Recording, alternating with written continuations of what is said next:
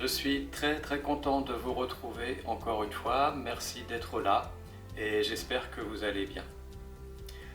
Dans cette vidéo, j'aimerais partager un peu différemment, plus simplement, sans trop d'artifice, plus naturellement,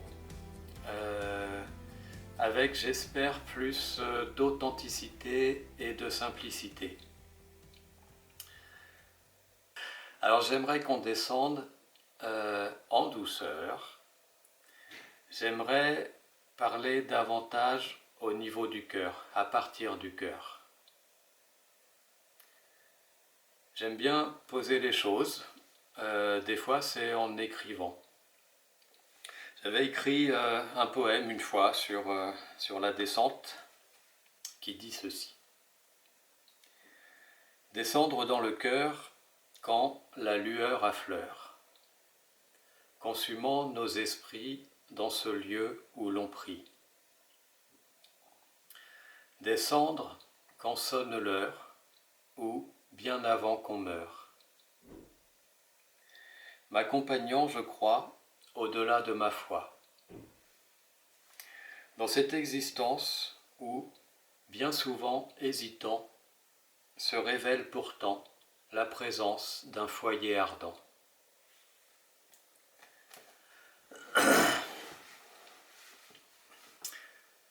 Je pense que nous sommes tous en chemin, bien sûr.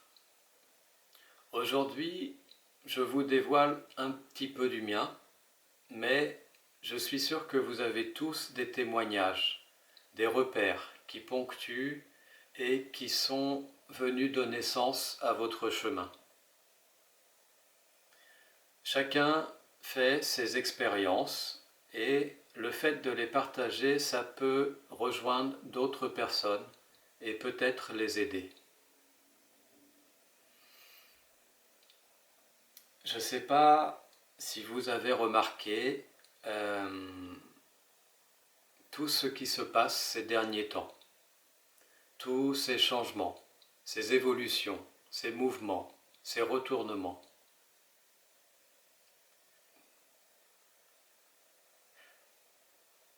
Quelque chose est en train de changer. Alors, la vie est faite de cycles, c'est présent dans beaucoup de domaines et de phénomènes, et il est fort possible que nous vivions un changement de cycle. Là, actuellement, on vit le cycle, l'arrivée du printemps, mais je pense plus généralement à un cycle plus profond. Alors oui, il y a de la confusion, ça bouscule, ça remue, ça tangue. Des systèmes s'effondrent, un ancien monde peut-être tire sa révérence. D'anciennes conceptions sont sûrement devenues obsolètes. Après, est-ce qu'il faut le regretter ? Certaines institutions s'effondrent de l'intérieur, vérolées par tel ou tel scandale. Il y a du chaos, certes, mais ce qui s'effondre reflète aussi à la fois un refus et une aspiration. Un refus de poursuivre dans certains aveuglements et aussi un besoin profond de justice, d'équité, d'égalité et d'équilibre. Pour moi, tout est enseignement. Je ne cesserai jamais de dire que la vie est mon plus grand livre. La question est, qui sont nos enseignants aujourd'hui ? Est-ce que c'est les puissants ? Est-ce que c'est les dirigeants ? Qu'est-ce qui a stoppé net le monde entier dans son élan ? Quel est le grain de sable qui a été capable de stopper la machine, obligeant chacun à se poser et à reconnaître, à reconsidérer les choses, les conditions, les choix de vie et les engagements. C'est un tout petit organisme. Combien de personnes, pour donner suite à cela, ont repris le contrôle de leur vie ? ont décidé pour eux-mêmes de changer les choses et de remettre de l'ordre dans leurs priorités. Un autre exemple, est-ce que la prise de conscience écologique a été le mieux représentée par un parti, une grande nation, une grande figure ou un ministère? Non. Elle s'est fait entendre par la bouche d'une enfant. Une enfant pas comme les autres, qui paradoxalement parle assez peu du fait de sa différence. Les initiatives d'aujourd'hui émergent de multitudes de petites actions à des niveaux locaux. Peut-être que le plus grand changement que nous vivons aujourd'hui est cette prise de conscience, cette réappropriation personnelle de notre capacité à changer le monde ou à prendre le contrôle de nos propres vies. Nous sommes peut-être dans un processus de reconnaissance de ce que nous possédons tous et parfois sans le savoir. Je fais allusion à cette lumière intérieure qui constitue notre plus grande ressource. J'insiste sur ce terme, notre plus grande ressource, car cela a beaucoup de sens aujourd'hui. Notre plus grand guide, ce noyau qui nous est commun, qui nous unit et que nous portons tous ou que nous cherchons tous. Pour ma part, je sais maintenant que les petits m'enseignent. Je l'ai compris bien vite auprès de ceux qui, considérés déficients, m'apprenaient différemment ce que moi, j'avais vraiment besoin d'apprendre. Je pense à la connaissance de soi, ce que je suis vraiment, au-delà des apparences et des faux-semblants. Au-delà des belles images que je me faisais de moi-même. Il se trouve que pour moi, personne n'a été meilleur enseignant dans ce domaine. Personne n'a mieux questionné mes valeurs, mes idées, mes convictions que ceux qui portent leur fragilité au grand jour.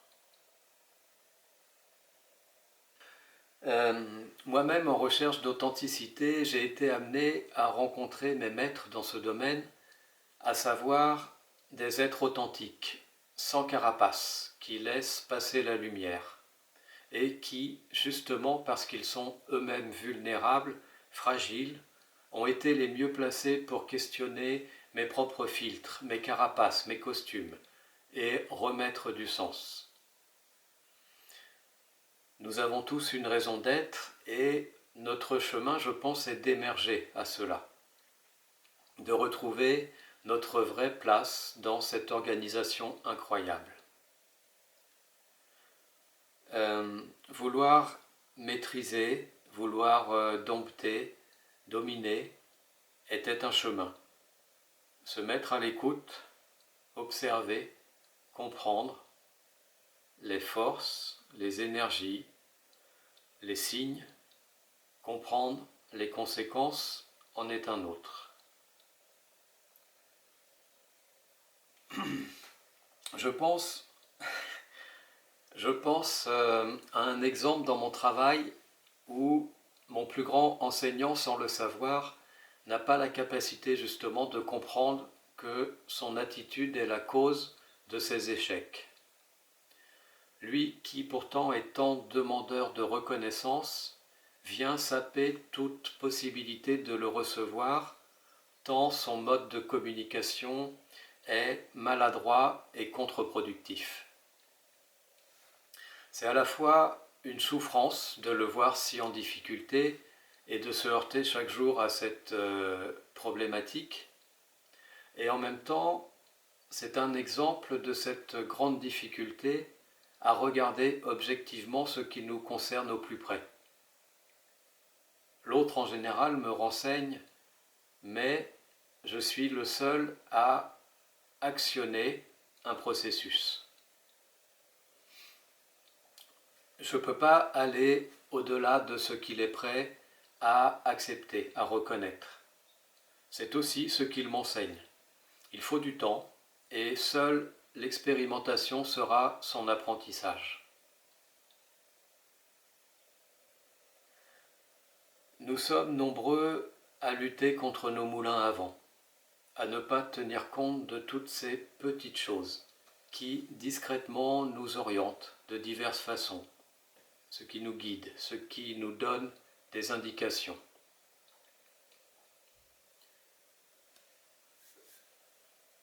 J'ai par exemple cherché ma place toute ma vie. Ce n'est que très récemment que j'ai vu les pièces du puzzle s'articuler et me révéler une composition qui avait du sens. Il me manquait des clés de lecture. Mon plus grand souhait aujourd'hui est de pouvoir partager ces clés. Je vais entrer un peu plus dans les détails et du coup me livrer davantage. L'idée, c'est simplement d'insister sur l'importance de se connaître soi-même. Cela revient au même que de connaître le monde qui nous entoure, sachant que pour moi, tout est lié. Donc, personnellement, je me suis toujours senti un peu en marge. D'une part parce que je ne peux me satisfaire de ce monde, de ses paradoxes et de la superficialité. Ceci a toujours été pour moi une raison d'approfondissement. Et puis, il y a une autre part que je n'arrivais pas à comprendre. Une partie de moi qui a du mal à prendre part aux interactions sociales. J'ai par exemple beaucoup de difficultés à être dans un groupe ou en interaction avec d'autres. Cela a toujours été, que ce soit en milieu scolaire, au sein de ma famille ou dans le milieu professionnel. Je suis également sensible, indépendant, facilement déstabilisé. Je suis aussi intuitif et j'ai besoin de prendre du recul. Tout cela semble un peu sombre et peu sympathique, mais seulement lorsque l'on n'a pas la clé. Aujourd'hui, je sais que cela porte un nom et je me sens beaucoup moins à part, sachant que je ne suis pas seul à porter ces caractéristiques.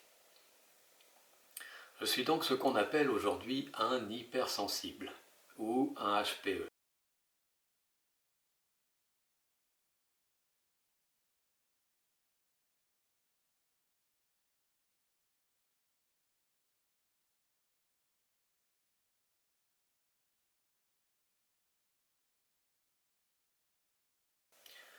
C'est rien de grave, rassurez-vous.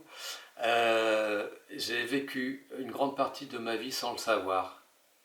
Je crois que d'ailleurs c'est une reconnaissance assez récente et ô combien réconfortante pour ceux qui se sentent comme moi, un peu à part. Pour moi, encore une fois, c'est très récent, mais je suis très heureux de savoir cela. C'est un vrai soulagement. J'ai l'impression de pouvoir enfin être qui je suis. C'est comme si on m'avait donné la clé pour comprendre pourquoi j'avais tel comportement dans telle ou telle situation, dans telle circonstance, et pour comprendre les différents choix que je vais faire. Je sais aujourd'hui sur quoi m'appuyer et quoi éviter pour être en accord avec moi-même. Avec cette clé, j'ai moi-même compris pourquoi j'étais en difficulté au milieu des autres.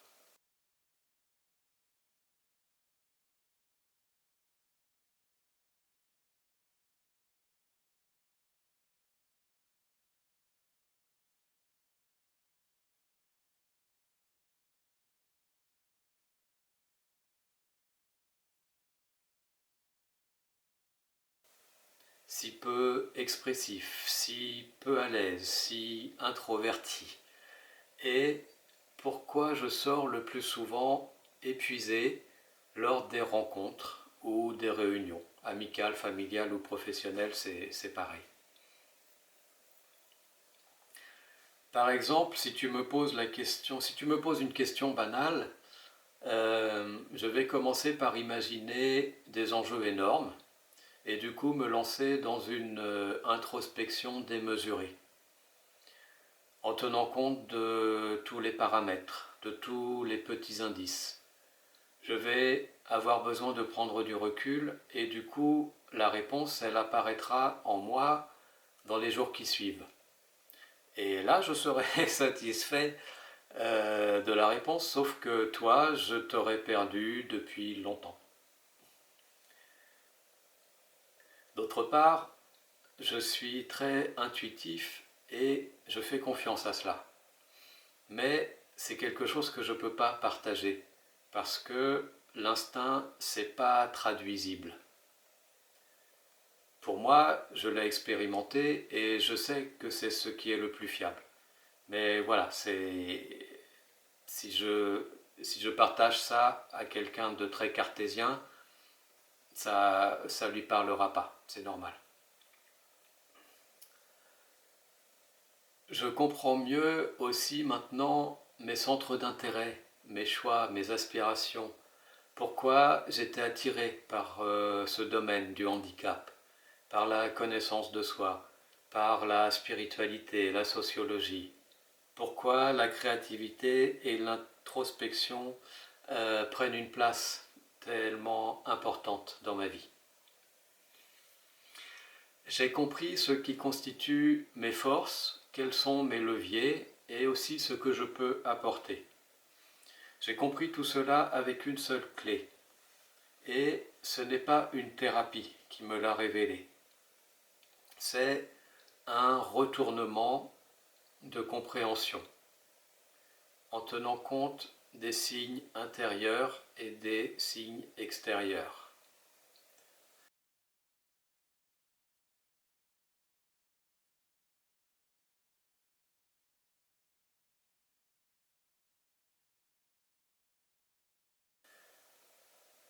Après, cette hypersensibilité, c'est un composant de ce que je suis.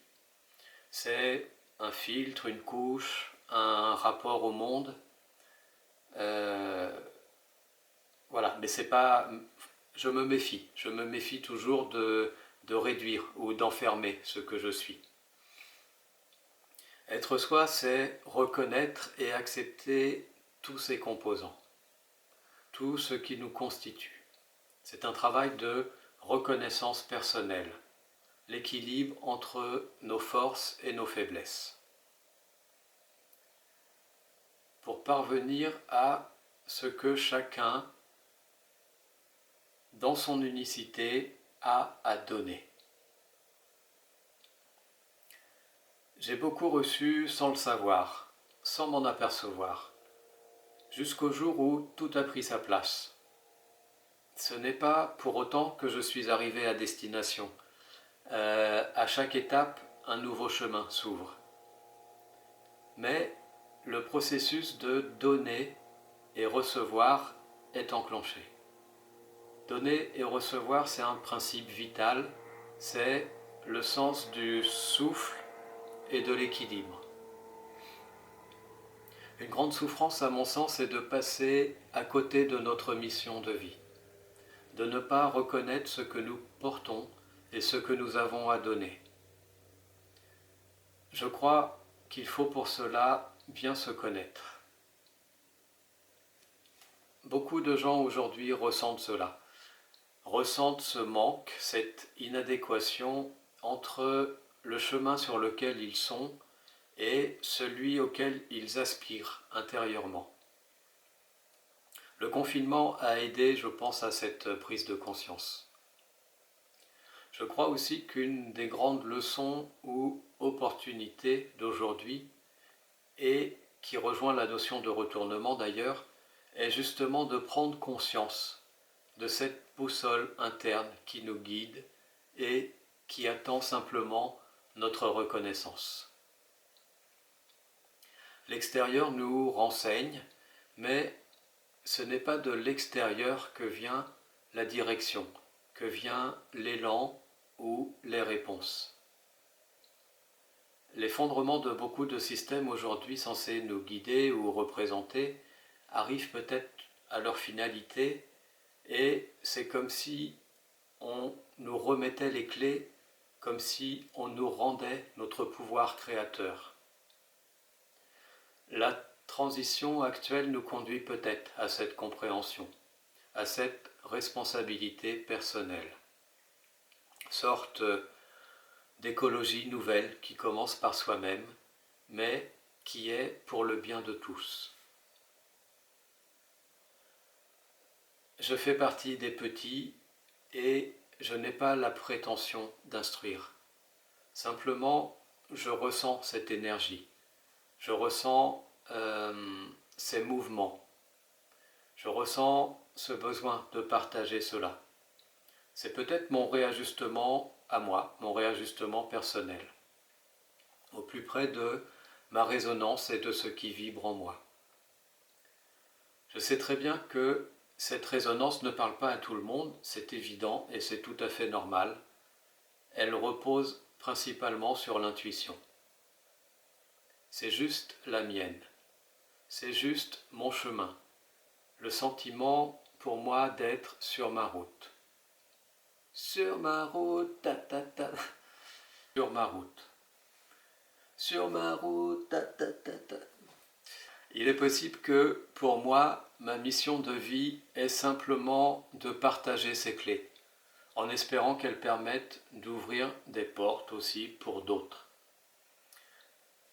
Je vous partage une dernière chose, une autre pensée sur l'intuition. J'avais aussi écrit un petit poème là-dessus, si je le retrouve. Peut-être même deux. On va voir. À voir si vous êtes sage. Non, sérieux, il est où le petit poème? Voilà, le voilà. Alors, ça s'appelle Confiance. J'avais remarqué que confiance et conscience étaient très proches. La confiance est donnée pour être partagée. Un chemin abandonné plutôt qu'une voie bien tracée. Pour passer à gué, il faudra traverser un ponton appelé intuition. Une petite voix se révélera, peut-être une conscience plus grande. Alors confiance. Encore un petit poème, si vous avez le temps. Celui qui éveille s'est fondu parmi nous, utilisant à merveille chacun d'entre nous. Celui qui est, veille sur nos âmes en sommeil, attendant malgré tout que sortant de nos rêves, il se révèle en nous. Voilà, c'était mon partage du jour. Merci pour le temps que vous m'accordez. J'espère vous retrouver bientôt dans la continuité de cela, dans ces partages, dans ces petites choses, dans tous ces détails qui sont simplement là pour chacun d'entre nous et qui attendent simplement qu'on les reconnaisse. Merci beaucoup.